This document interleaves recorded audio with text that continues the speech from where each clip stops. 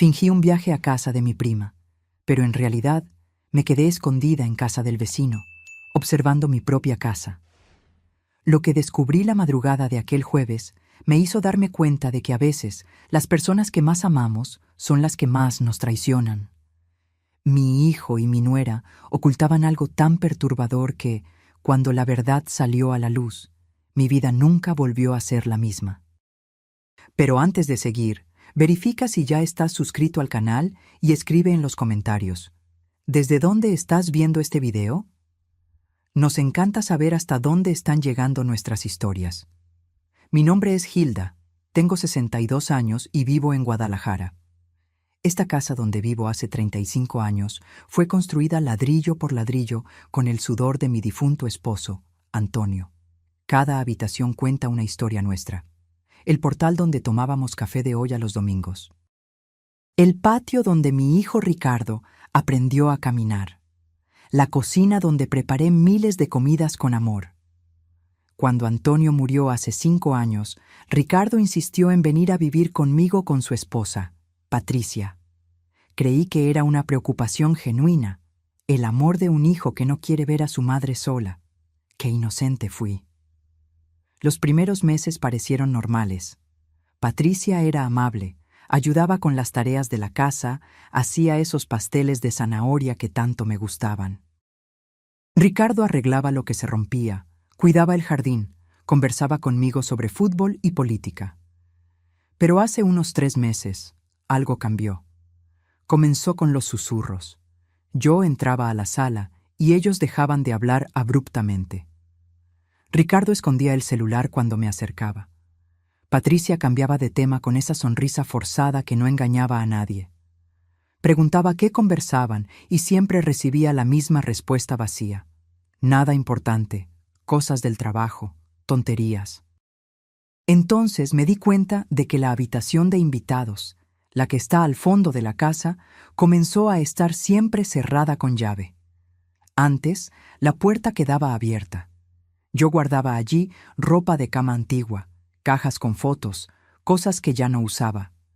Cuando pregunté por qué cerraban la habitación, Patricia respondió demasiado rápido que había humedad, que estaban protegiendo mis cosas. Pero yo nunca autoricé nada de eso. Las noches se volvieron extrañas. Yo escuchaba ruidos que venían de esa habitación después de la medianoche. Pasos, voces bajas, movimiento. Una madrugada, alrededor de las 2, escuché claramente cómo se abría la puerta principal.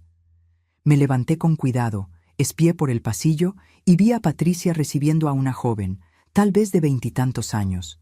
Conversaron en voz baja y la chica le entregó algo que pareció ser dinero. Patricia lo contó rápidamente, lo guardó en el bolsillo del pantalón y llevó a la joven directamente a la habitación del fondo. La llave giró en la cerradura.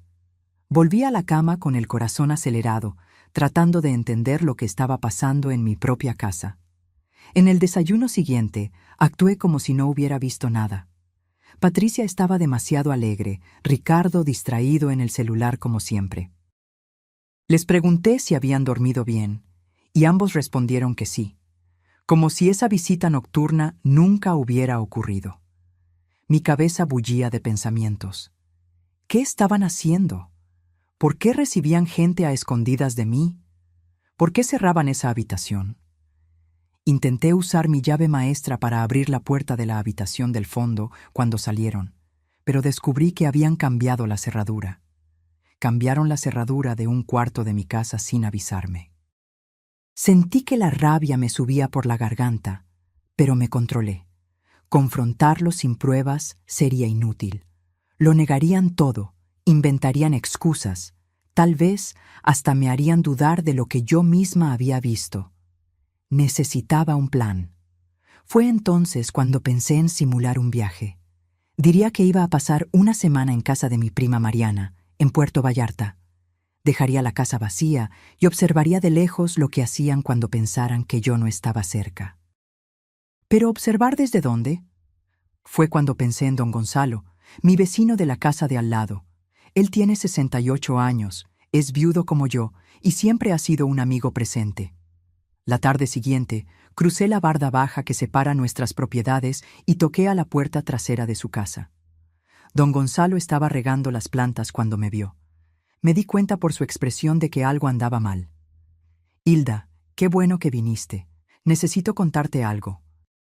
Nos sentamos en su cocina y lo que escuché me dejó helada. Don Gonzalo dijo que hacía semanas que notaba un movimiento extraño en mi casa. Personas diferentes entrando y saliendo siempre por la noche, siempre con maletas o mochilas.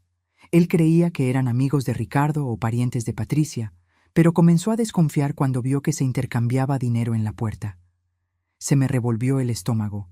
Le conté mis sospechas, lo que había visto, los susurros, la habitación cerrada. Don Gonzalo asintió con pesar. «Creo que tu hijo y tu nuera están usando tu casa para algún negocio, Hilda. No sé exactamente qué, pero no es nada bueno». Fue entonces cuando armé el plan completo.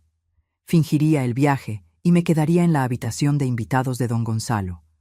Desde la ventana de arriba, él tenía vista directa a mi casa. Podríamos observarlo todo sin ser vistos. Él aceptó de inmediato, preocupado por mí, ofreciendo ayuda como lo hace un verdadero amigo. Esa misma noche, durante la cena, solté la noticia. «Voy a viajar mañana a Vallarta. Mariana ha estado insistiendo desde hace tiempo y decidí pasar unos días con ella». La reacción fue instantánea. Ricardo levantó los ojos del plato con un brillo extraño. Patricia sonrió de más, demasiado entusiasmada. «¡Qué maravilla, suegra! Le va a hacer bien. Nosotros cuidamos todo aquí». Ricardo estuvo de acuerdo demasiado rápido. «Sí, mamá. Aprovecha, descansa. Aquí todo está bajo control». Aquel alivio mal disimulado en sus rostros lo confirmó todo. Querían que me fuera. Necesitaban que saliera de casa. A la mañana siguiente hice todo el teatro. Arreglé la maleta vieja, puse ropa, productos de baño, todo a la vista de ellos. Llamé a Mariana en voz alta desde la sala para que oyeran. Mi prima estaba al tanto del plan y aceptó participar en la puesta en escena. Ricardo insistió en llevarme hasta el terminal de autobuses. En la terminal me abrazó y me dijo que le llamara cuando llegara. Busqué en sus ojos culpa, remordimiento, cualquier señal de que el niño que crié todavía existía allí. Pero solo vi prisa. Quería verme partir pronto. Entré a la terminal como si fuera a tomar el autobús, pero esperé media hora escondida y salí por otra puerta. Tomé un taxi y le pedí que me dejara 2 cuadras antes de mi calle. Caminé hasta la casa de don Gonzalo por la entrada trasera. Él ya tenía todo preparado. La habitación de invitados con vista a mi casa, binoculares sobre la mesita, silla cómoda junto a la ventana. Ahora solo queda esperar, Hilda. Las primeras horas fueron de una calma engañosa. Patricia salió al mercado por la mañana. Ricardo fue a trabajar como siempre. La casa quedó vacía y silenciosa. Pero cuando llegó la noche, todo cambió. Alrededor de las 7 de la noche, un auto se detuvo frente a mi casa. 2 personas bajaron, un joven y una chica, ambos de unos 25 años. Llevaban mochilas grandes. Patricia abrió la puerta antes de que tocaran el timbre, como si ya los esperara. Hubo una conversación rápida en la puerta. Vi al joven sacar dinero de su cartera y entregárselo a Patricia. Ella contó los billetes con agilidad y los invitó a pasar. Mi corazón se disparó. Acababa de ver a mi nuera recibiendo un pago de desconocidos y dejándolos entrar a mi casa como si fuera un hotel. Don Gonzalo estaba a mi lado, presenciando la misma escena. ¿Estás viendo eso, Hilda? Es exactamente lo que te dije. Están alquilando tu casa. La rabia que sentí fue como un incendio en el pecho. Alquilando cuartos en mi casa, en la casa que construí con mi marido, sin mi conocimiento, sin mi permiso, transformando mi hogar en un negocio clandestino. Quise cruzar la calle en ese momento y confrontarlos frente a esos extraños, pero don Gonzalo me sujetó por el brazo. «Calma, Hilda. Si vas ahora, solo sabrás esto. Pero si esperamos, lo descubrimos todo. ¿Cuánto tiempo llevan haciendo esto? ¿Cuántas personas? ¿Cuánto dinero? Ahí sí podrás actuar con todas las cartas en la mano. Tenía razón. Respiré hondo, tratando de controlar la furia. Me senté de nuevo junto a la ventana, con las manos temblorosas en mi regazo. Durante la hora siguiente, vi luces encenderse en varias habitaciones de mi casa, la sala, la cocina y luego aquella habitación del fondo que mantenían cerrada. Ahora entendía por qué. No había humedad, había huéspedes. Extraños durmiendo en el mismo espacio donde guardé durante años la ropa de mi difunto marido, las fotos de nuestra vida juntos, los recuerdos de 35 años de matrimonio. Las lágrimas comenzaron a correr sin que me diera cuenta. No eran lágrimas de tristeza, eran de traición. ¿Cómo pudo mi propio hijo hacerme esto? ¿Cómo pudo mirarme a los ojos todos los días sabiendo que me estaba utilizando de esa manera? Alrededor de las 9 de la noche, Ricardo llegó del trabajo. Entró a casa normalmente, como si fuera un día más. Media hora después, apareció otra pareja. Más jóvenes aún, parecían estar viajando. Patricia repitió el ritual. Dinero en mano, sonrisa profesional, puerta abriéndose. Conté mentalmente. 4 personas extrañas dentro de mi casa. 4 desconocidos ocupando mi espacio, usando mi agua, mi luz, mi gas. Don Gonzalo hizo un cálculo rápido. Si cada uno paga unos 200 pesos por noche, están sacando 800 pesos solo hoy. En un mes son 24,000 pesos. 24,000 pesos al mes ganados ilegalmente usando tu propiedad, sin pagarme un centavo, sin siquiera tener la decencia de preguntarme si podían hacer esto. La noche avanzó y las luces de mi casa se fueron apagando una por una. Los huéspedes se recogieron. Ricardo y Patricia también se fueron a dormir. Todo volvió al silencio, como si nada malo estuviera pasando. Me quedé despierta toda la noche, incapaz de cerrar los ojos sabiendo que había extraños durmiendo bajo mi techo. A las 6 de la mañana, la puerta principal se abrió. La primera pareja salió con sus mochilas. Un auto los esperaba. Salieron rápido, discretos, como fantasmas que desaparecen con la luz del día. Media hora después, la segunda pareja hizo lo mismo. A las 7:30, todos los huéspedes ya se habían ido. Patricia salió al patio con una bolsa de basura, la tiró en el bote y volvió adentro. Todo estaba limpio, arreglado, como si la noche anterior nunca hubiera existido. Ricardo salió para el trabajo a las 8, vistiendo un traje, cargando su portafolio, con esa postura de hombre responsable. Pero ahora yo sabía la verdad. Durante el día, observé a Patricia limpiando la casa. Cambiaba sábanas, arreglaba los cuartos, preparaba todo para los próximos huéspedes. Trabajaba con eficiencia, como quien tiene una rutina establecida. Esto no era nuevo. Era un sistema bien montado que funcionaba desde hacía tiempo. Al caer la noche, llegaron más huéspedes. Esta vez eran 3 personas. Patricia los recibió con la misma dinámica. Pago, sonrisa, puerta. Y yo seguí observando desde la ventana de don Gonzalo, documentando mentalmente cada movimiento, cada transacción, cada traición. En el segundo día de observación, don Gonzalo me contó algo que lo cambió todo. Era tarde en la noche, casi medianoche, cuando se volteó hacia mí con una expresión seria. Hilda, hay otra cosa que necesitas saber. Hace 2 semanas vi a Patricia conversando con un hombre en la panadería de la esquina. No era Ricardo, era un tipo mayor, bien vestido, con un portafolio de cuero. Conversaron durante casi 1 hora. Mi corazón se aceleró. ¿Qué hombre? Don Gonzalo dudó antes de continuar. No sé quién era, pero escuché algunas palabras de la conversación. Hablaban sobre documentos, sobre evaluación de salud mental, sobre casas de reposo. El mundo se me vino encima: salud mental, evaluación, casa de reposo. Esas palabras resonaron en mi cabeza como campanas de alarma. No solo me estaban robando, estaban planeando algo mucho peor. Don Gonzalo me puso la mano en el hombro. Estate atenta el jueves por la noche, Hilda. Todos los jueves hay más movimiento. Es cuando vas a descubrirlo todo. Pasé los días siguientes en estado de alerta constante. Observaba a los huéspedes llegar y partir. Patricia administraba todo con precisión. Ricardo ayudaba menos visiblemente, pero era cómplice total. Compraba suministros extras, mantenía el jardín bonito, hacía mantenimiento en la casa.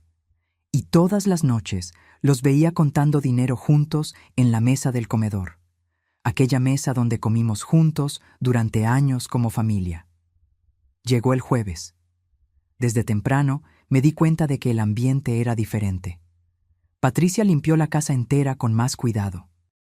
Compró flores frescas y las puso en jarrones por la sala. Cambió toallas, verificó cada detalle. Era como si estuviera preparando algo especial. Ricardo llegó del trabajo más temprano de lo normal. A las 6 de la tarde ya estaba en casa ayudando en los preparativos finales. Y entonces el movimiento comenzó.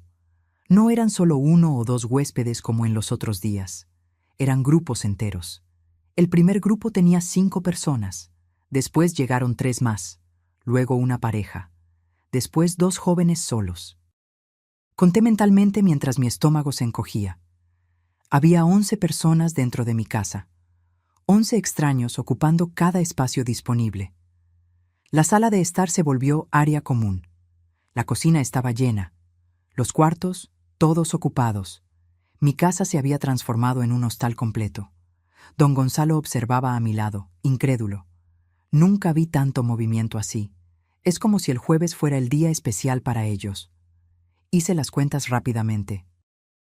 Si cada persona pagara 160 pesos, ganarían más de 1,700 pesos solo esa noche.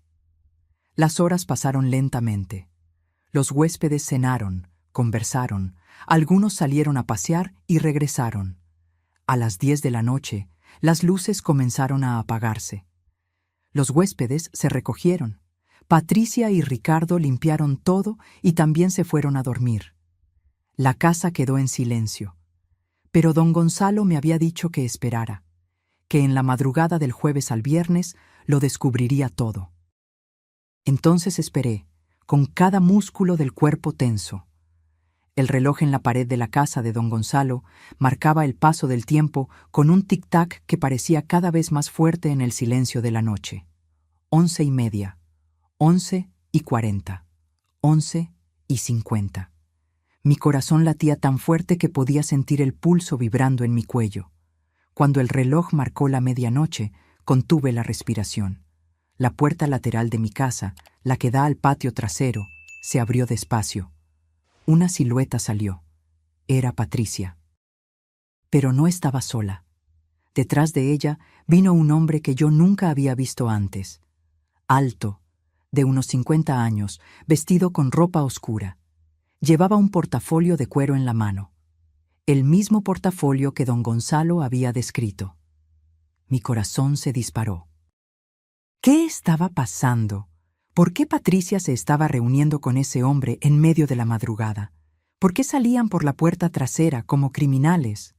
Caminaron hacia el fondo del patio, donde está el viejo cobertizo que mi marido usaba como taller. Patricia sacó una llave, abrió el candado oxidado y ambos entraron. Una luz tenue se encendió allí dentro.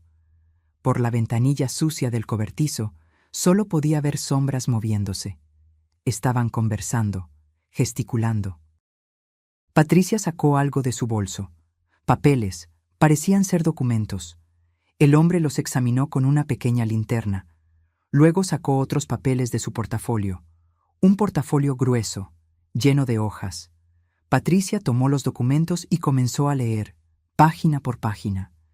Asintió varias veces con la cabeza. Parecía que estaban cerrando algún tipo de acuerdo. La reunión duró casi media hora. Finalmente, el hombre guardó todo de vuelta en el portafolio. Patricia apagó la luz del cobertizo. Salieron, pero en lugar de volver a la casa, caminaron hasta el portón trasero. Hay un pequeño portón allí que da al callejón. Patricia lo abrió. El hombre salió por allí y desapareció en la oscuridad. Patricia cerró el portón, puso el candado y regresó a casa por la puerta lateral. Todo sucedió en menos de 40 minutos. Silencioso, secreto, invisible para cualquiera que no estuviera observando atentamente. Desperté a don Gonzalo, que había cabeceado en el sofá. Lo vi todo. Patricia se reunió con un hombre en el cobertizo. Revisaron papeles, documentos, están tramando algo. Don Gonzalo se frotó los ojos y miró el reloj. 00:30. Ese hombre actúa en las sombras, Hilda. Esto no es solo sobre alquilar cuartos. Algo más grande está pasando. No pude dormir el resto de la noche. Me quedé sentada junto a la ventana, observando mi casa como si fuera territorio enemigo.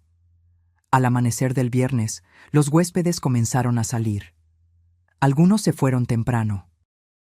Otros se quedaron para disfrutar el fin de semana. Patricia preparó café para los que se quedaron. Actuaba como la anfitriona perfecta. Café, pan, frutas, todo servido con sonrisas. Nadie se imaginaría que horas antes había estado en un encuentro clandestino con un desconocido. Ricardo salió para el trabajo como siempre. Patricia se quedó sola con los huéspedes restantes. Esta era mi oportunidad. Necesitaba entrar en ese cobertizo. Necesitaba ver si habían dejado algo, alguna pista sobre lo que estaban planeando. Le conté el plan a don Gonzalo. Intentó convencerme de que no fuera. Hilda, es demasiado arriesgado. ¿Y si Patricia te ve? Pero yo estaba decidida. Tengo la llave del portón trasero. Puedo entrar por el callejón sin que me vean. Patricia está ocupada con los huéspedes en la parte delantera de la casa. No me verá. Don Gonzalo finalmente cedió, pero insistió en venir conmigo hasta el callejón para vigilar. Salimos por la puerta trasera de su casa. Caminamos por el callejón silencioso. Era sábado por la mañana y el barrio estaba tranquilo. La mayoría de las personas aún dormía o tomaba café dentro de casa. Llegamos al portón trasero de mi propiedad. Saqué la llave con las manos temblando. El candado se abrió con un suave clic. Entré en mi propio patio como una intrusa, con el corazón latiendo descontrolado. El cobertizo estaba a unos 15 metros del portón. Caminé agachada, escondiéndome detrás de los arbustos que yo misma había plantado años atrás. Cada paso parecía demasiado ruidoso. Cada respiración demasiado alta. Finalmente llegué al cobertizo. La puerta tenía un candado simple, el mismo que mi marido usaba hacía décadas. Busqué la llave correcta en el manojo. Mis dedos temblaban tanto que probé 3 llaves diferentes antes de encontrar la correcta. El candado se abrió. Entré en el cobertizo y cerré la puerta detrás de mí. La luz del sol entraba por la ventanilla empolvada, creando rayos dorados en el aire. El lugar olía a madera vieja y tierra húmeda. Herramientas oxidadas colgaban de las paredes, cajas apiladas en las esquinas. Todo parecía intacto, normal. Pero entonces vi algo diferente en la antigua mesa de trabajo de mi marido. Una caja de metal. No era nuestra. Nunca la había visto antes. Era gris, moderna, con un simple cierre. Me acerqué despacio. La caja estaba cerrada, pero no bajo llave. Solo un seguro que se abría apretando 2 botones laterales. Lo intenté. Clic. La caja se abrió. Lo que vi dentro me quitó el aire de los pulmones. Había pilas de dinero. Billetes de 200 y 500 pesos. Conté rápidamente. Debía haber al menos 60,000 pesos allí. Todo el dinero que habían ganado con el negocio ilegal durante meses. Pero no era solo eso. Debajo del dinero había documentos. Los tomé con cuidado y comencé a leer. El primero era un contrato de hospedaje. Un contrato donde mi casa aparecía registrada como propiedad disponible para alquiler temporal. El nombre del propietario era Ricardo Silva Costa, mi hijo. Pero esto era imposible. Yo era la propietaria legal. Mi nombre estaba en la escritura.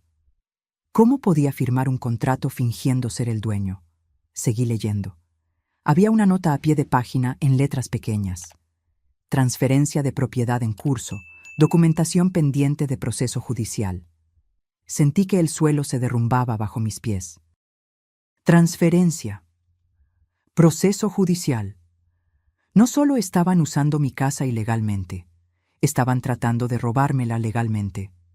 El siguiente documento confirmó mis peores temores. Era un formulario de evaluación psicológica, un papel oficial con el membrete de una clínica particular. Y allí, en el campo del paciente, estaba mi nombre completo: Hilda Rodríguez Costa. La fecha de la evaluación estaba marcada para dentro de 10 días. El motivo de la consulta: evaluación de capacidad mental y autonomía para decisiones debido a preocupación familiar con deterioro cognitivo progresivo. Deterioro cognitivo progresivo.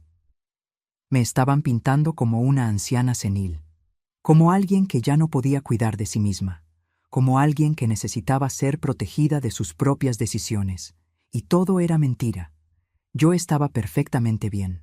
Mi mente estaba lúcida. Mi salud era buena para mis 62 años. Pero ellos iban a inventar una historia diferente. Con ese médico, con esa evaluación falsa, con ese proceso que ya estaban preparando. Había más papeles.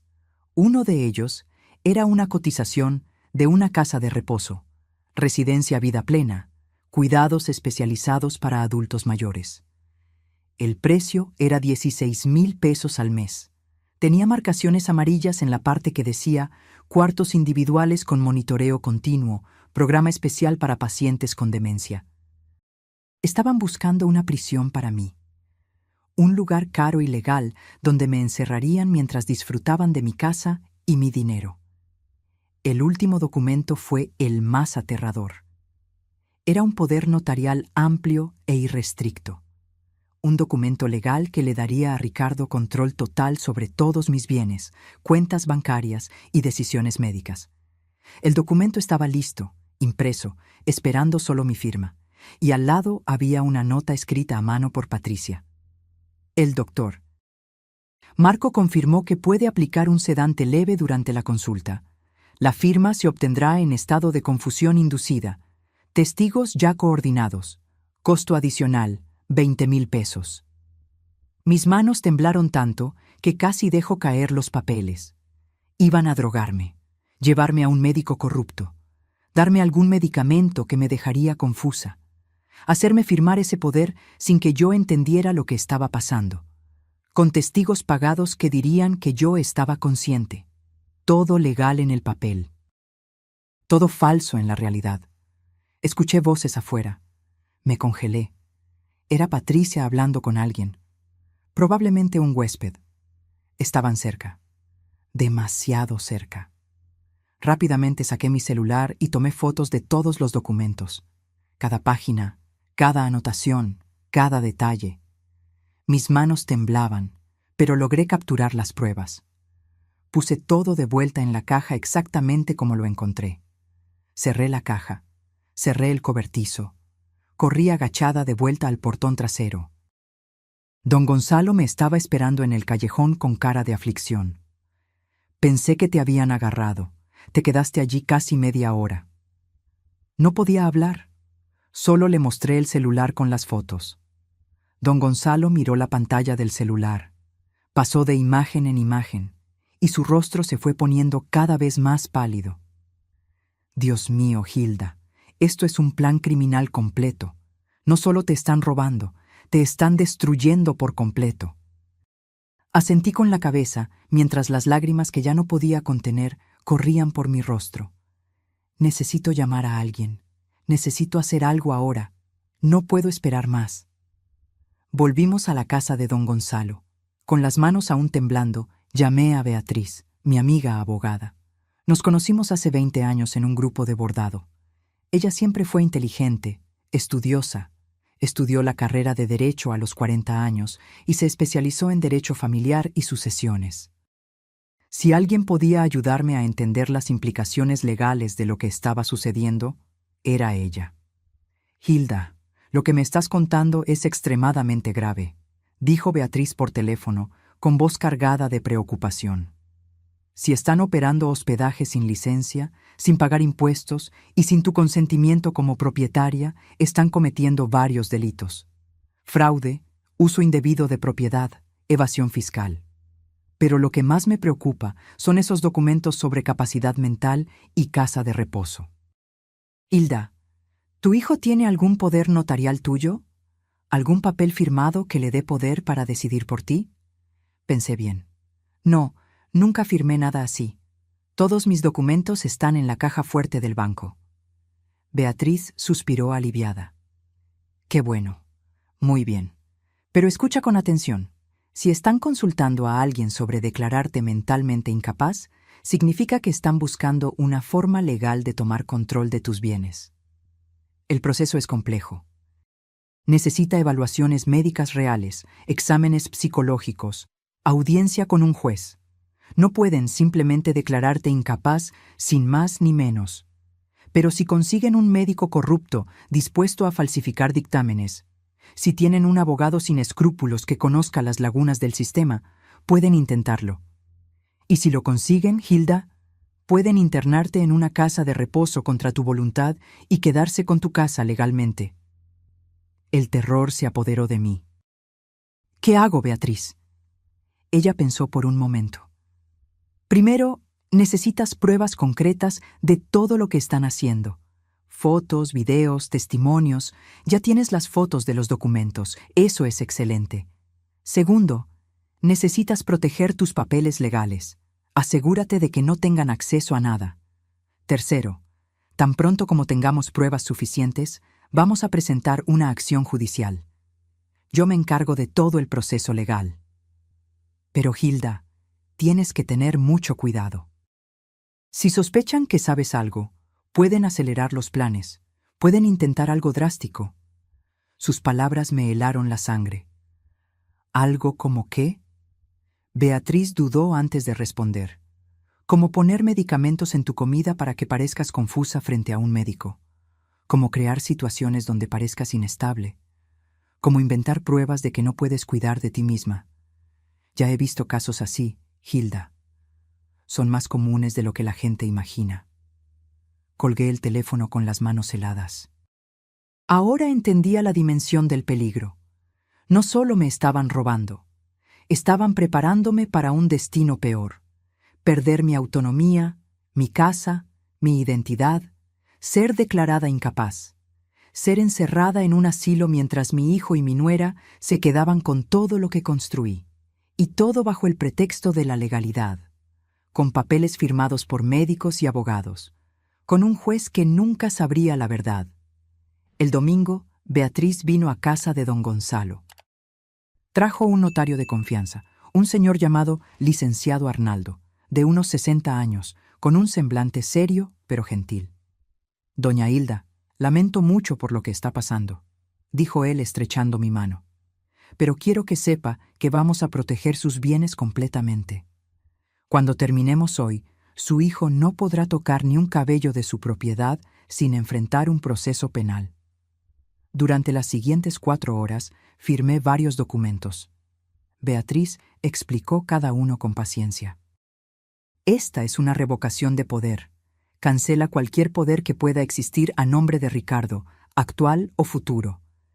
Este de aquí es una declaración de plena capacidad mental, que será certificada por un psicólogo forense que la evaluará mañana.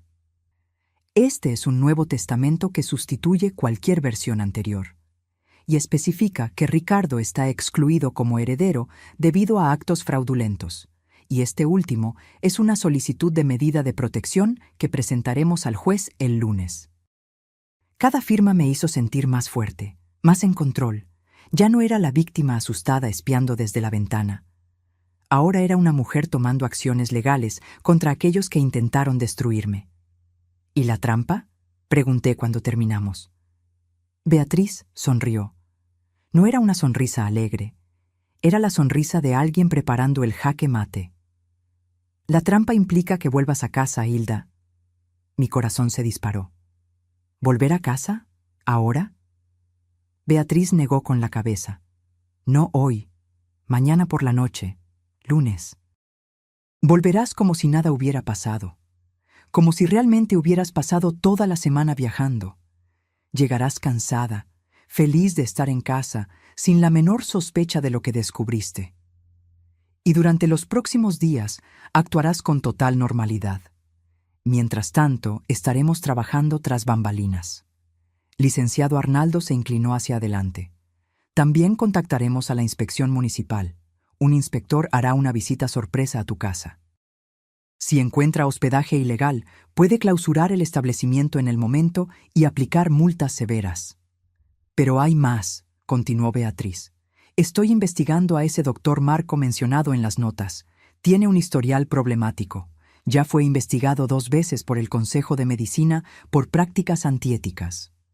Con tu denuncia y las pruebas fotográficas, podemos abrir una investigación formal contra él también. Si descubren que estaba dispuesto a drogar pacientes para conseguir firmas fraudulentas, pierde su registro y responde penalmente. La magnitud del plan comenzó a tomar forma en mi cabeza.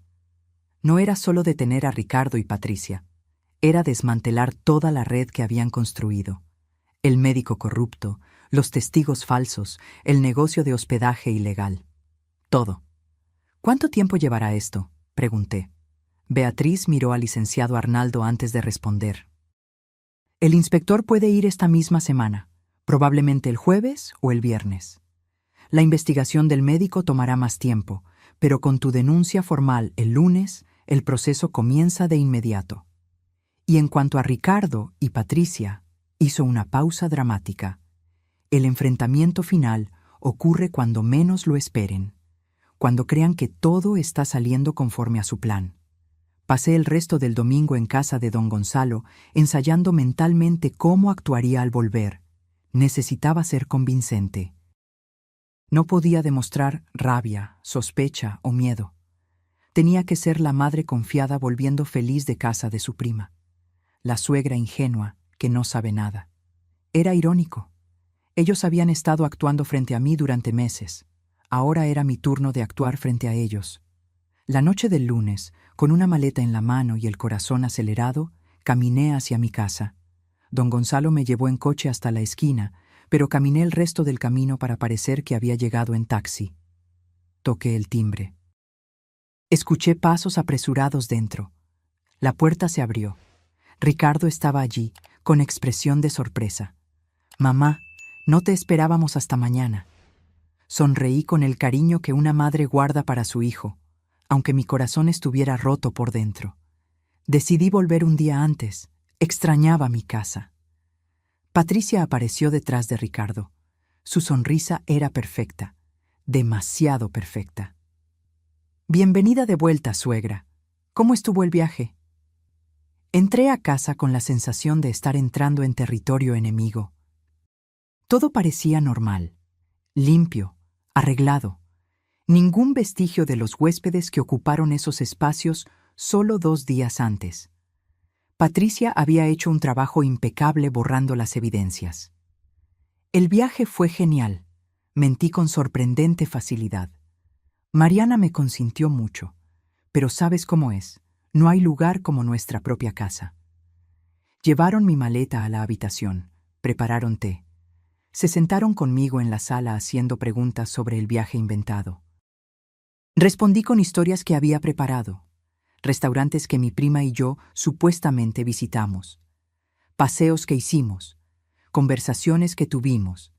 Ricardo y Patricia escuchaban, asentían, sonreían. Pero yo veía algo en sus ojos. Alivio. Alivio por haber vuelto sin sospechas. Alivio porque el secreto seguía intacto. «La casa está muy bonita», comenté mirando alrededor. «La cuidaron perfectamente». «Claro», dijo Patricia demasiado rápido. «Limpiamos todo, regamos el jardín, todo como pediste». Di un sorbo al té y añadí casualmente: «Hasta el olor es diferente. Parece de producto de limpieza nuevo».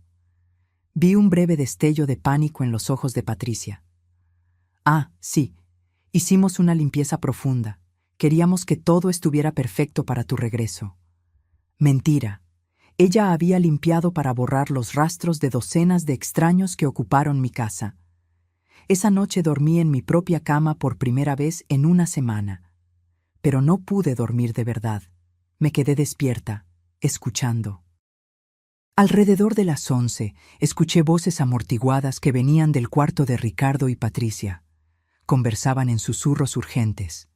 Me levanté en silencio y caminé descalza hasta su puerta. Pegué el oído a la rendija. ¿Crees que sospeche algo?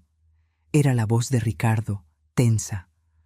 No, no sospecha nada, respondió Patricia confiada. Es la misma de siempre, ingenua, confiada. El plan continúa. ¿Y el doctor Marco? Preguntó Ricardo. Ya está todo arreglado, confirmó Patricia. La consulta es el próximo viernes. Pondremos el sedante en su comida en el desayuno. Diremos que la llevamos a un chequeo de rutina. Cuando se dé cuenta de lo que firmó, ya será demasiado tarde. El poder notarial estará registrado y tendremos control total. Hubo un silencio. Entonces Ricardo habló con una voz que apenas reconocí como la de mi hijo. ¿Y después? Después, respondió Patricia fríamente. Después la internamos. Ya tenemos el lugar. La residencia Vida Plena acepta pacientes con deterioro cognitivo. La visitamos una vez al mes para mantener las apariencias. Y mientras tanto, esta casa será completamente nuestra. Completamente nuestra. Esas palabras me perforaron como cuchillos. Volví a mi cuarto en silencio, con lágrimas corriendo por mi rostro. Pero no eran lágrimas de derrota. Eran lágrimas de rabia pura y determinación de acero. Habían sellado su destino. Acababa de escuchar la confesión completa.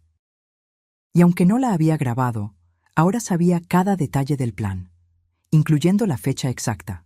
El viernes de la semana siguiente.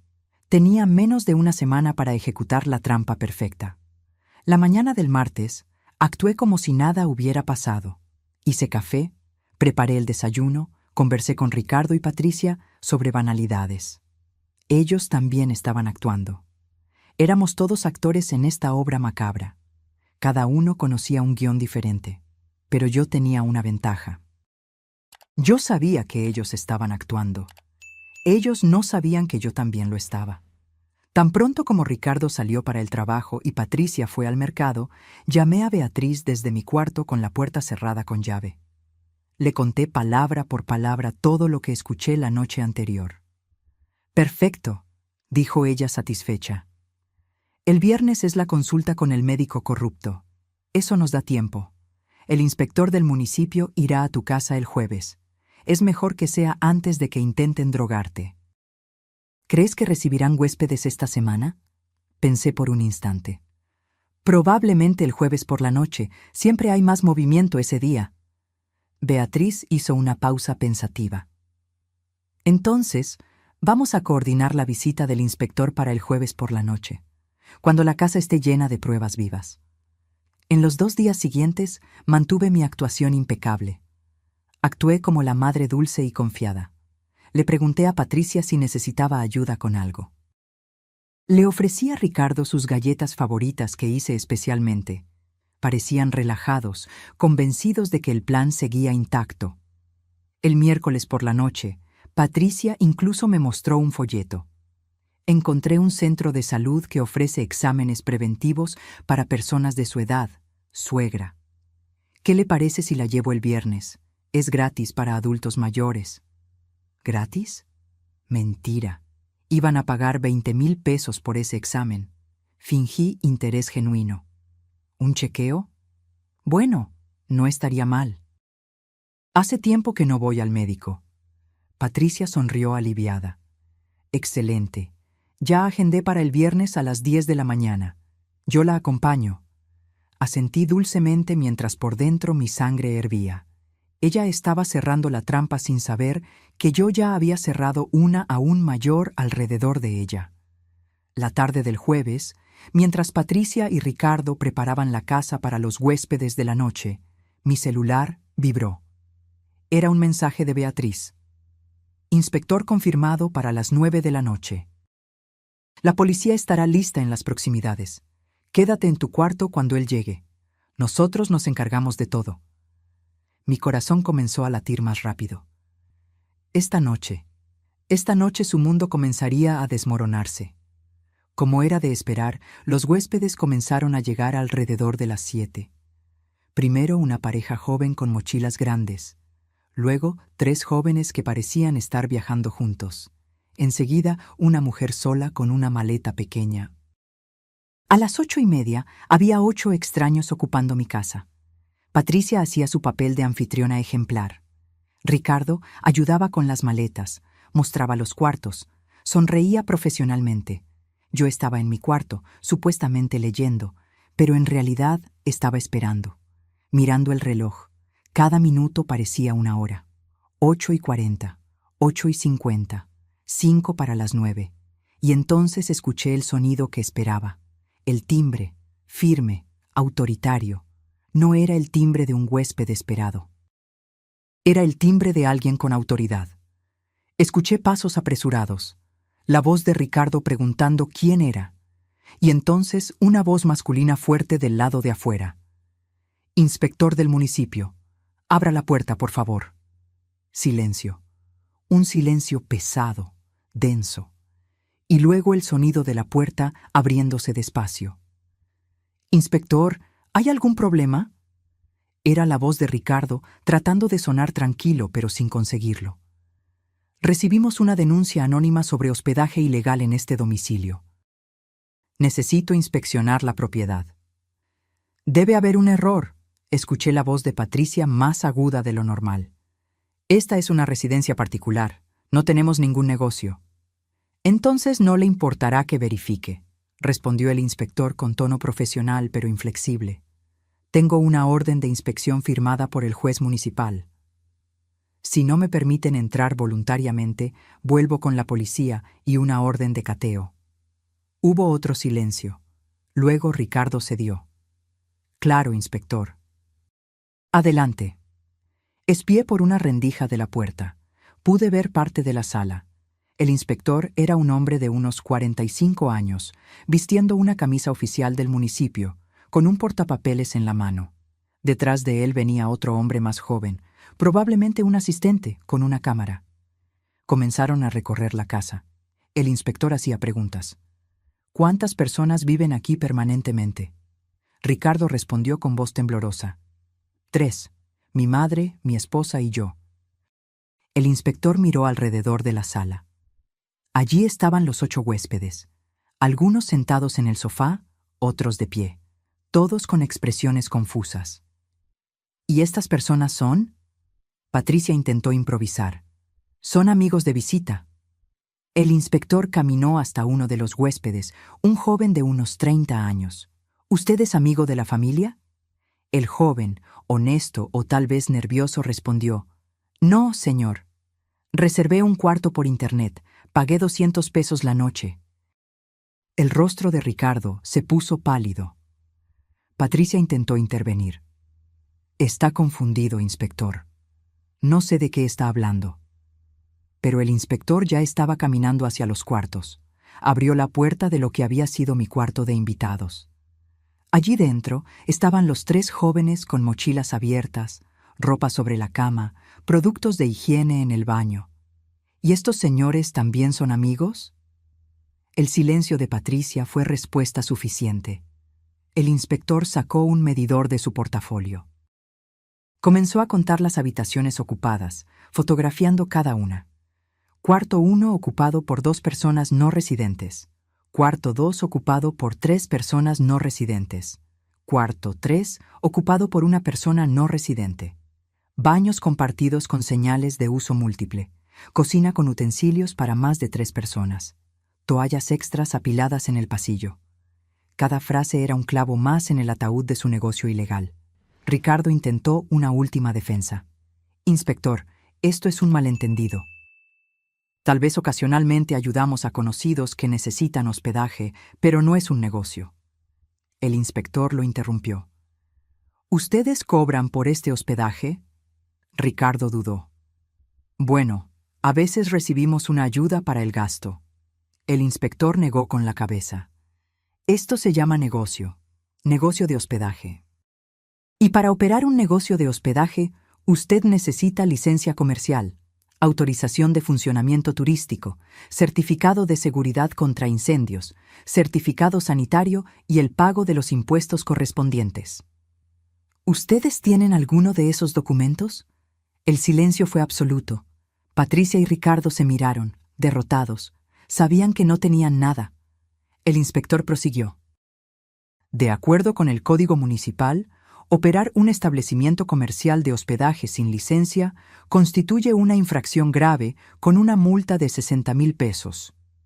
Además, debo informar que el SAT, Servicio de Administración Tributaria, será notificado sobre ingresos no declarados.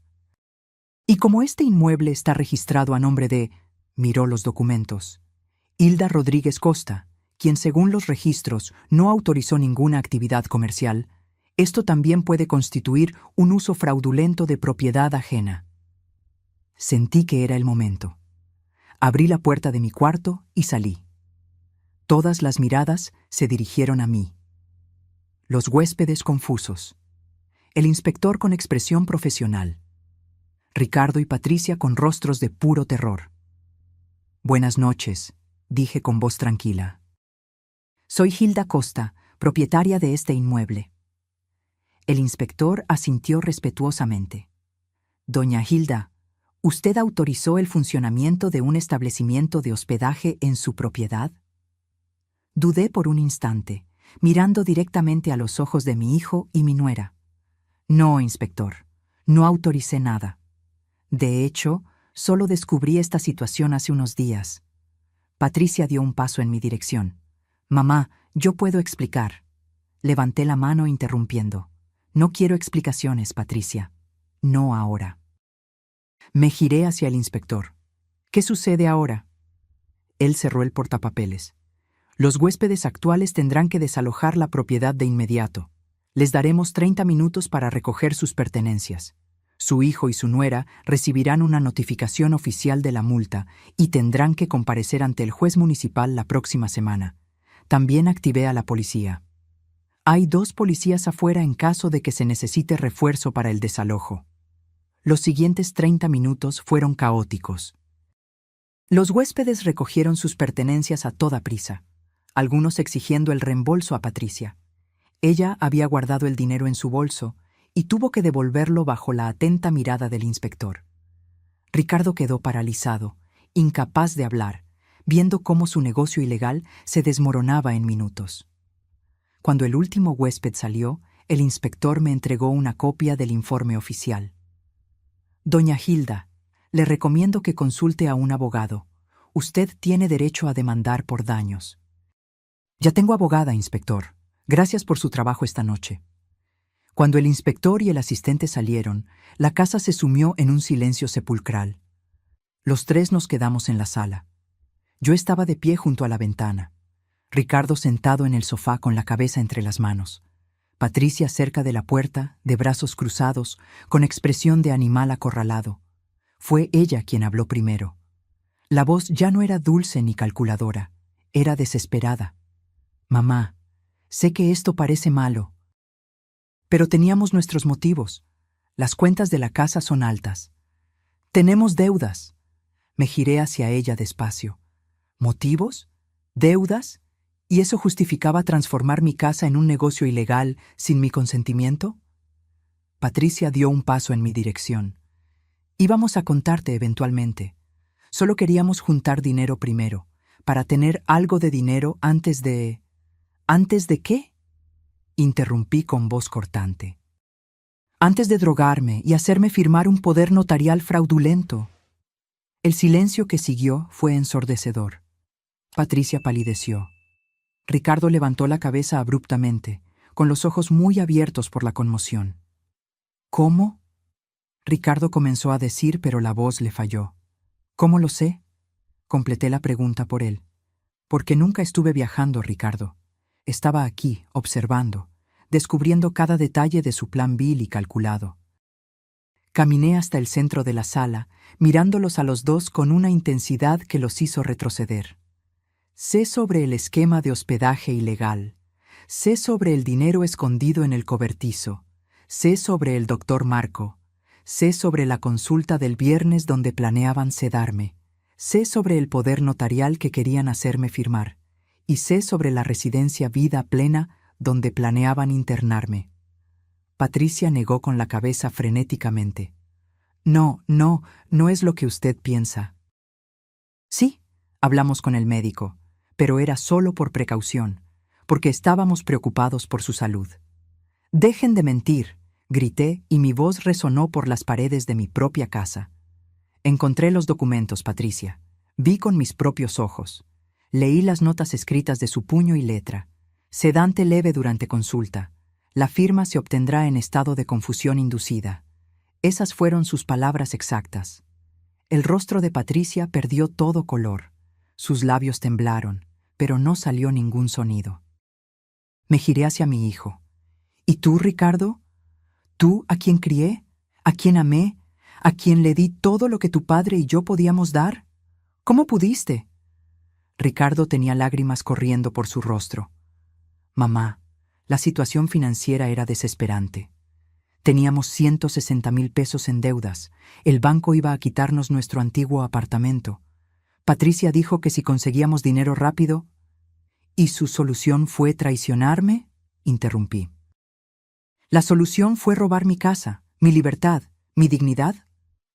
No fue robo, explotó Patricia con voz aguda. Esta casa es enorme. Usted vive aquí sola. Solo estábamos aprovechando el espacio disponible, y en cuanto al poder notarial, era para protegerla. Usted está envejeciendo. Necesita que alguien tome decisiones por usted. Tengo 62 años, dije con voz helada.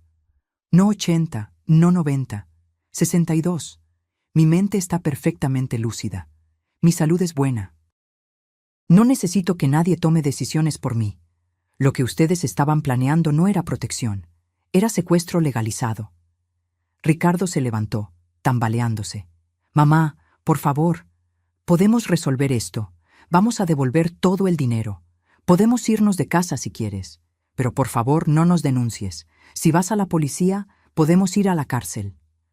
Lo miré a los ojos. Aquellos ojos que un día me miraron con amor puro de niño, y sentí que mi corazón se rompía en pedazos. ¿Y qué querías que hiciera, Ricardo? ¿Que te dejara drogarme? ¿Que te dejara encerrarme en un asilo mientras disfrutabas de mi propiedad? No iba a llegar a tanto, murmuró Ricardo. Patricia solo estaba explorando opciones, pero yo jamás habría... Escuché su conversación anoche. Interrumpí de nuevo. Te escuché planeando exactamente eso. Te escuché diciendo que me visitarías una vez al mes para mantener las apariencias. Te escuché transformarme en una formalidad. En un obstáculo que necesitaba ser administrado. Ricardo se desplomó en el sofá sollozando. Patricia se quedó petrificada. Su máscara de nuera perfecta finalmente destruida. Respiré hondo, tratando de mantener la compostura. Mañana es viernes. Ustedes habían planeado llevarme con el doctor Marco a las 10 de la mañana. Obviamente eso no va a suceder. Lo que va a suceder es lo siguiente. Van a empacar sus cosas y salir de mi casa. Tienen hasta mañana al mediodía. Patricia reaccionó de inmediato. ¿Echarnos? ¿A dónde vamos a ir? Debieron haber pensado en eso antes de traicionarme, respondí sin emoción. Tienen familia, tienen amigos, arréglenselas. Mamá, por favor, imploró Ricardo. No podemos irnos así. No tenemos dinero para la fianza de un alquiler. No tenemos nada. Tienen 60,000 pesos en la caja del cobertizo, señalé. El dinero que ganaron ilegalmente con mi propiedad. Pueden usarlo para la fianza. Aunque probablemente tendrán que guardarlo para pagar la multa municipal y los honorarios del abogado. Patricia se giró hacia mí con ojos brillantes. Ya no había dulzura en su voz, solo veneno. ¿Sabe una cosa? Está bien, vamos a salir de su preciosa casa, pero no piense que esto termina aquí. Vamos a contratar un abogado. Vamos a impugnar la multa. Vamos a presentar una demanda por desalojo indebido. Sonreí sin humor. Adelante, Patricia. Contrate un abogado. Pero le advierto que mi abogada es muy buena y tiene pruebas fotográficas de todos los documentos fraudulentos, de todos los planes criminales, de todos los detalles de su operación ilegal. Tiene fotos del dinero escondido, de los contratos falsos, de las notas sobre drogarme. ¿De verdad quiere ir a juicio con eso? El rostro de Patricia se descompuso. Finalmente, entendió que estaba completamente derrotada, que yo había jugado mejor. Que mientras ellos planeaban destruirme, yo estaba 2 pasos adelante. Hay una cosa más que necesitan saber, continué.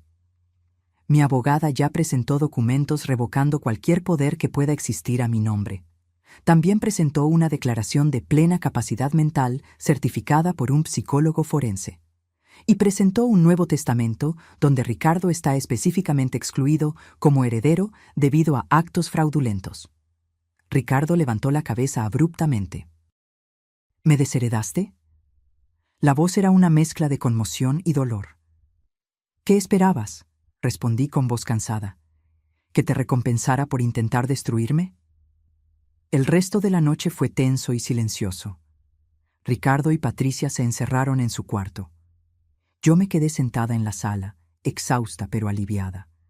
Alrededor de la medianoche, escuché ruido de maletas siendo arrastradas. Estaban empacando.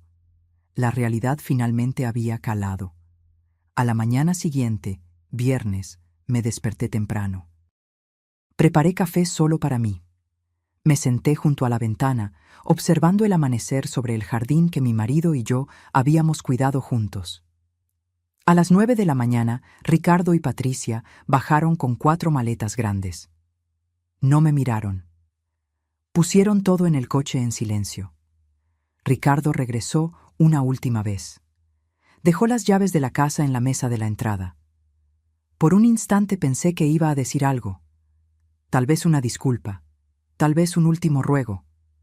Pero solo me miró con ojos vacíos y se fue. Escuché el motor del coche encenderse.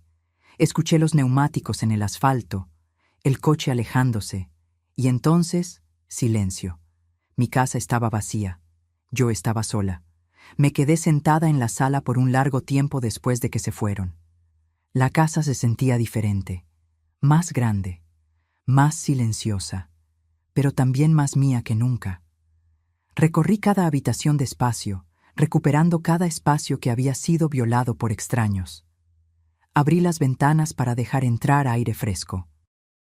Quité las sábanas de todas las camas que habían sido usadas por los huéspedes.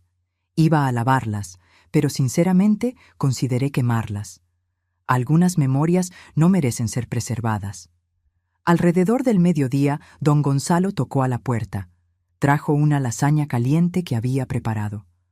Pensé que tal vez hoy no tendrías ganas de cocinar, dijo con esa gentileza que solo los amigos verdaderos tienen. Nos sentamos a comer juntos en mi cocina. Le conté todo lo que había pasado la noche anterior. La llegada del inspector, el enfrentamiento, la expulsión de Ricardo y Patricia. Don Gonzalo escuchó en silencio, asintiendo ocasionalmente con la cabeza. Cuando terminé, puso su mano arrugada sobre la mía. Hiciste lo correcto, Hilda. Lo doloroso, pero lo correcto. Entonces, ¿por qué duele tanto?, pregunté con voz quebrada. Porque era tu hijo, respondió don Gonzalo con la sabiduría de sus 68 años. Porque el amor de madre no desaparece simplemente porque el hijo traiciona. Duele justamente porque amaste. Si no amaras, no dolería. Él tenía razón. Esa noche lloré. Lloré por el hijo que creí tener y que tal vez nunca existió de verdad. Lloré por la familia que pensé haber construido. Lloré por la traición, por la avaricia que corrompió mi propia sangre.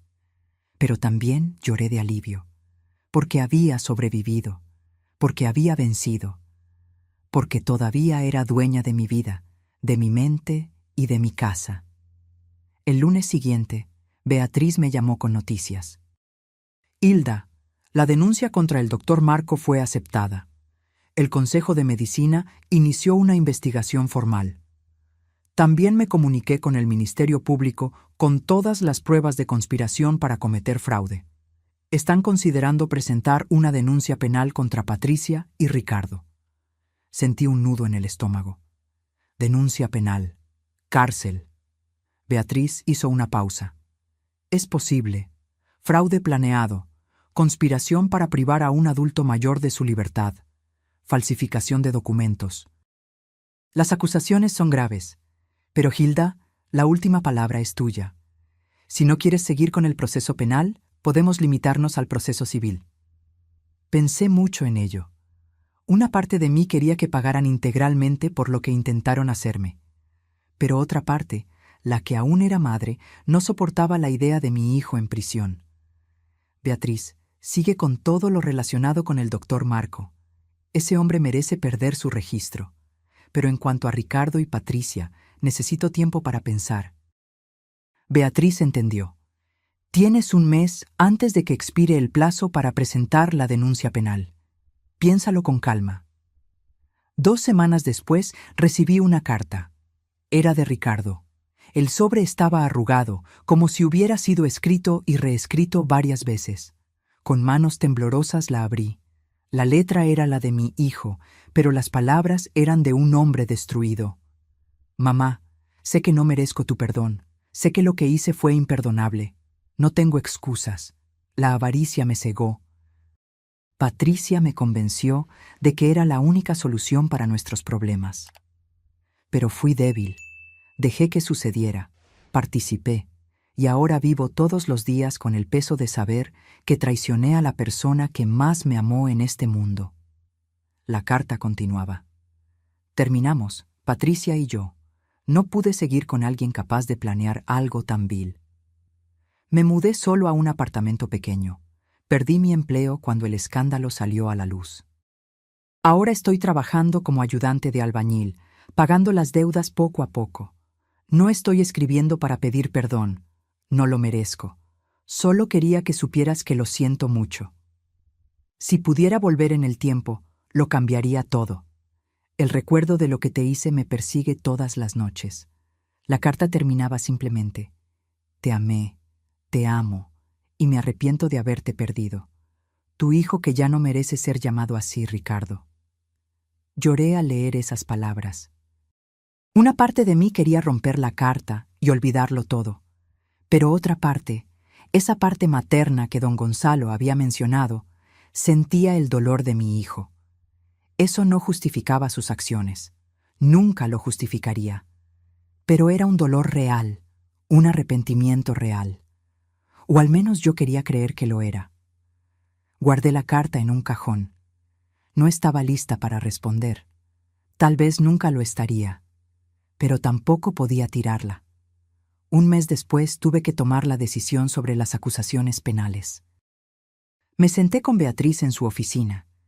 Si sigo con las acusaciones, ¿qué sucede? Ella fue honesta conmigo. Probablemente de 3 a 5 años de prisión para ambos. Patricia recibiría más tiempo por ser la principal ideóloga.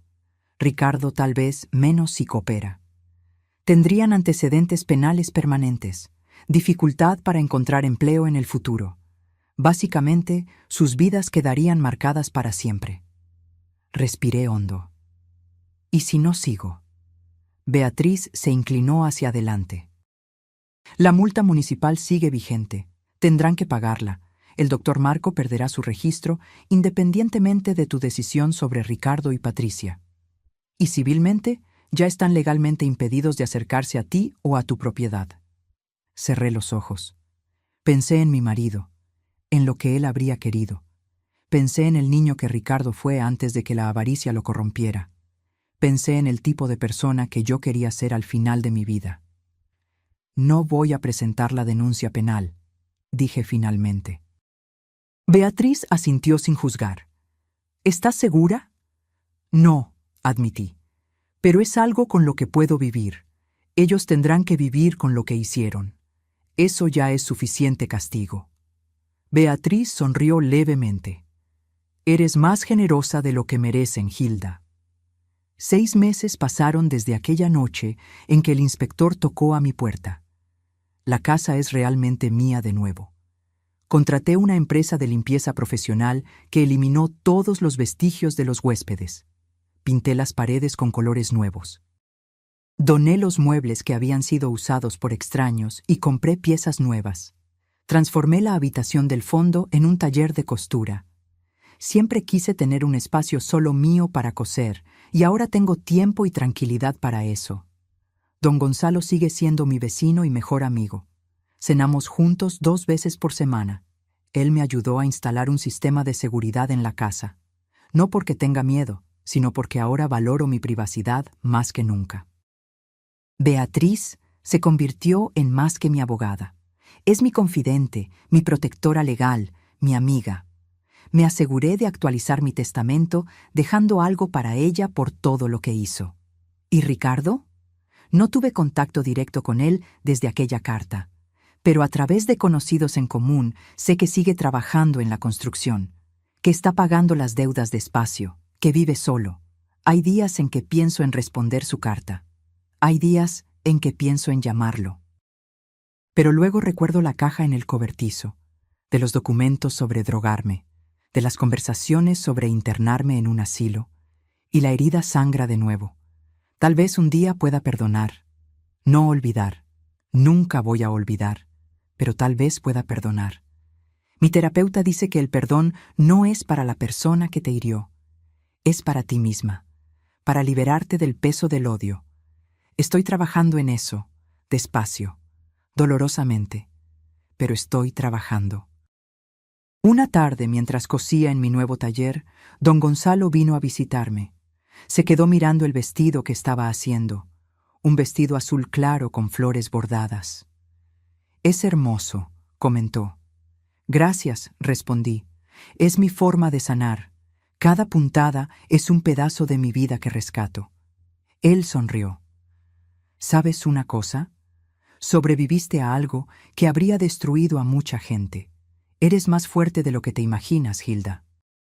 Aquella noche, mientras me preparaba para dormir en mi casa silenciosa pero segura, pensé en todo lo que había sucedido. El viaje falso, la noche espiando desde la ventana de don Gonzalo, el cobertizo y sus secretos, la madrugada en que contuve la respiración viendo la verdad completa, el enfrentamiento, la victoria, el dolor, la soledad que vino después. Me miré en el espejo. Vi a una mujer de 62 años con más arrugas que antes, con ojos más tristes pero también más sabios. Vi a una sobreviviente. Vi a alguien que había sido traicionada por quien más amaba y aún así seguía de pie. Aprendí que el amor puede ser el disfraz perfecto para una trampa, susurré a mi reflejo. Pero también aprendí que el amor propio es el escudo más fuerte contra cualquier traición. Apagué la luz y me acosté en mi cama, en mi casa, bajo mi techo, sola sí, lastimada, claro, pero libre, dueña de mi destino.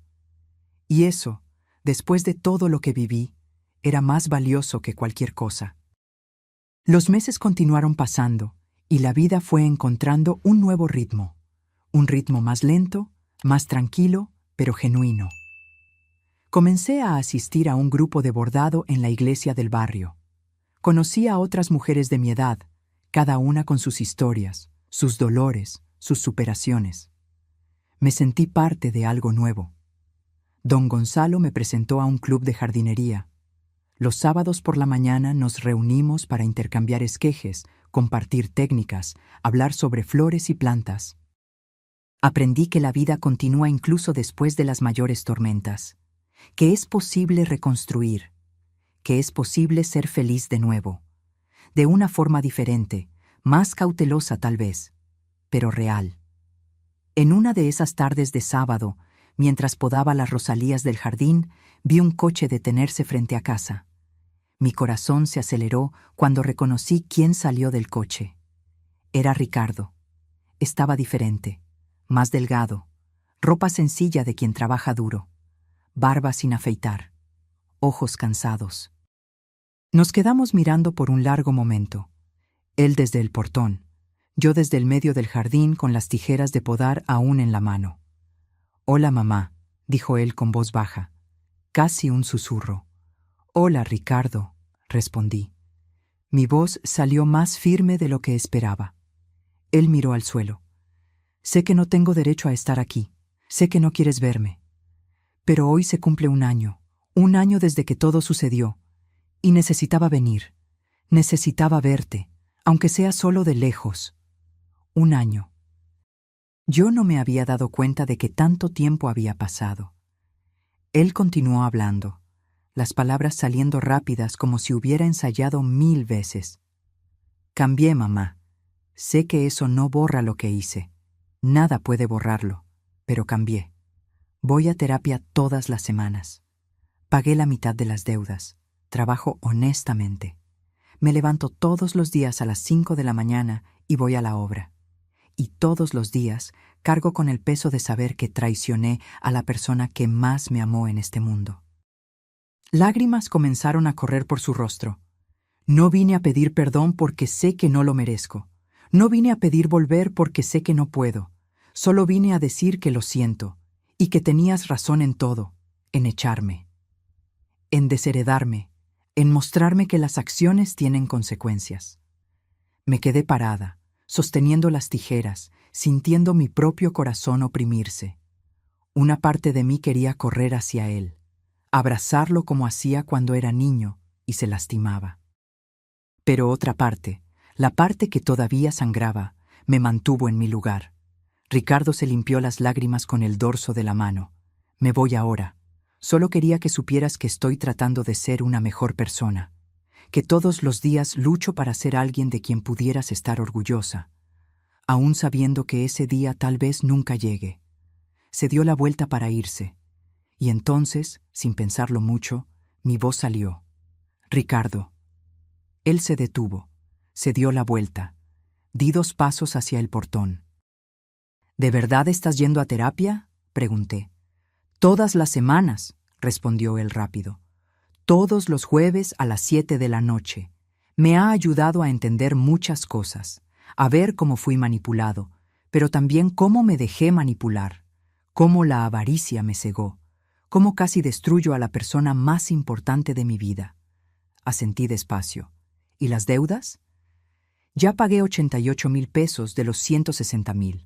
Trabajo mucho, hago horas extras siempre que puedo. Duermo poco, pero no me importa.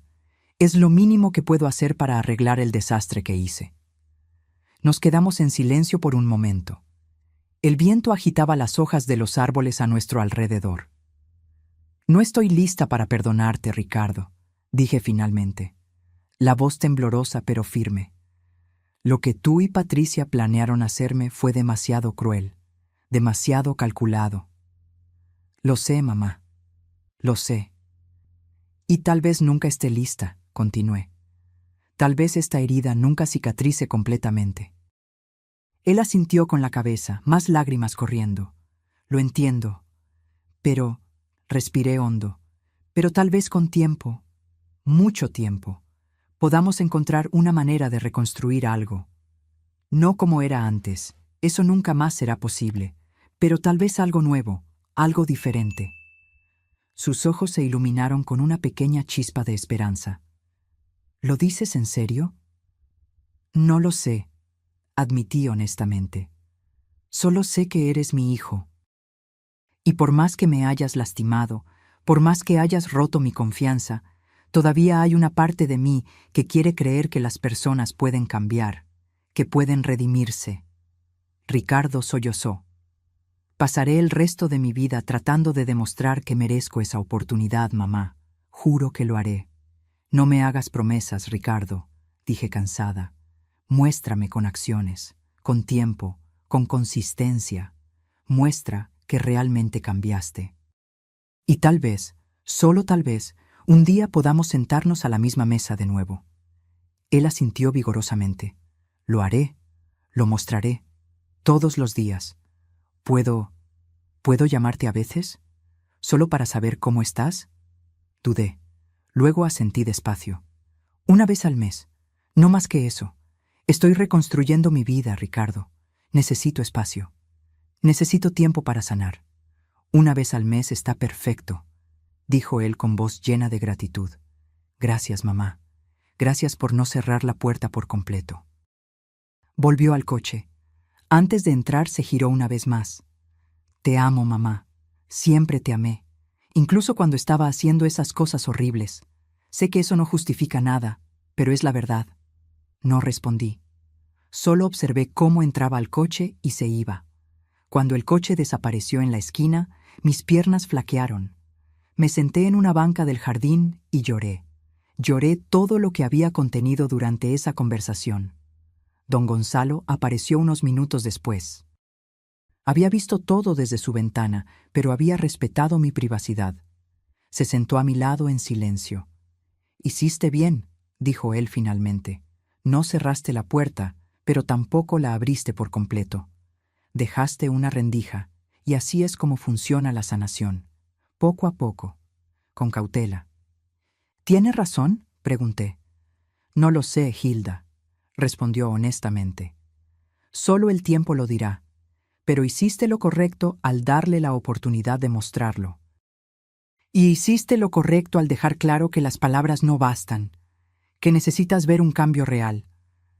En los días siguientes pensé mucho en ese encuentro, sobre las palabras de Ricardo, sobre la posibilidad de que un día pudiéramos reconstruir algún tipo de relación. No sería como antes. La confianza rota nunca se reconstruye igual. Siempre queda una grieta. Pero tal vez podría transformarse en algo nuevo, algo construido no en la ingenuidad, sino en la conciencia, en la claridad de los límites.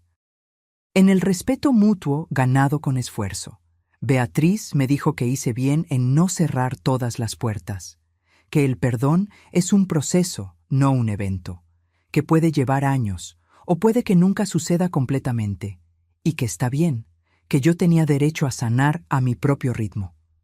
Hoy, mientras escribo esta historia sentada en mi taller de costura, rodeada de telas de colores e hilos, miro por la ventana hacia mi jardín.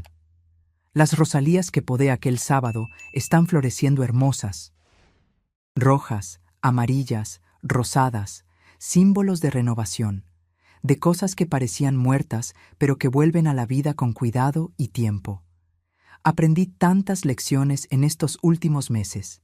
Aprendí que la confianza es frágil y preciosa, que debemos protegerla, especialmente de las personas más cercanas, porque son ellas quienes pueden causar las peores heridas. Aprendí que la intuición no miente, que cuando algo se siente mal, probablemente está mal. Que debemos confiar en nuestros instintos incluso cuando todos dicen que estamos exagerando. Aprendí que los documentos legales son importantes, que los poderes notariales y los testamentos deben guardarse con cuidado, que nunca es demasiado pronto para proteger nuestro patrimonio y nuestra autonomía. Aprendí que la soledad no es el peor destino, que a veces es mejor estar sola que rodeada de personas que te traicionan. Que los amigos verdaderos como don Gonzalo y Beatriz valen más que la sangre. Aprendí que el perdón es para quien perdona, no para quien es perdonado. Que podemos elegir perdonar para liberarnos del odio. O podemos elegir no perdonar y eso también está bien. Que la sanación no tiene manual de instrucciones. Y aprendí que incluso después de las peores tormentas, incluso después de las mayores traiciones, la vida continúa. Que somos más fuertes de lo que imaginamos, que podemos reconstruir. Que podemos ser felices de nuevo, de una forma diferente tal vez, más cautelosa, más consciente, pero real y genuina. Miro a la mujer en la que me convertí. Ya no soy aquella Hilda ingenua que creía que la familia era sagrada independientemente de cualquier cosa. Ahora sé que la familia se construye con respeto, honestidad y amor verdadero. No solo con sangre. Tengo cicatrices, algunas visibles, muchas invisibles. Pero también tengo fuerza, sabiduría, autonomía y una paz que viene de saber que defendí mi dignidad, que no me dejé destruir, que luché y vencí. A veces por la noche antes de dormir, todavía pienso en todo lo que pasó, en el viaje falso, en las noches observando desde la ventana, en la caja en el cobertizo, en los documentos que probaban la conspiración completa contra mí, y me pregunto qué habría pasado si no hubiera confiado en mi intuición, si hubiera ignorado las señales, si no hubiera simulado aquel viaje. Probablemente estaría ahora en un asilo, drogada, confusa, mientras mi hijo y mi nuera disfrutaban de mi casa, viviendo de mi propiedad, visitándome una vez al mes para mantener las apariencias. El pensamiento me da escalofríos, pero no sucedió, porque fui astuta, porque tuve coraje, porque conté con la ayuda de las personas correctas y porque nunca me rendí conmigo misma. Ricardo me llama una vez al mes como acordamos. Las conversaciones son cortas. Él habla sobre el trabajo, sobre la terapia, sobre las deudas que va pagando. Yo escucho. A veces comento algo. A veces solo escucho. Todavía no estoy lista para más. Tal vez nunca lo esté. O tal vez dentro de algunos años podamos tomar un café juntos, conversar de verdad, reconstruir algo pequeño pero real. No sé, el futuro lo dirá. Por ahora vivo un día a la vez. Coso, jardineo, tomo café de olla con don Gonzalo, voy al grupo de bordado, cuido mi casa, duermo en paz sabiendo que cada centímetro de este lugar es mío, que nadie puede sacarme de aquí, que construí muros legales lo suficientemente fuertes para protegerme. Y de vez en cuando miro las rosalías del jardín y pienso que soy como ellas. Fui podada brutalmente por la traición. Sangré, casi muero.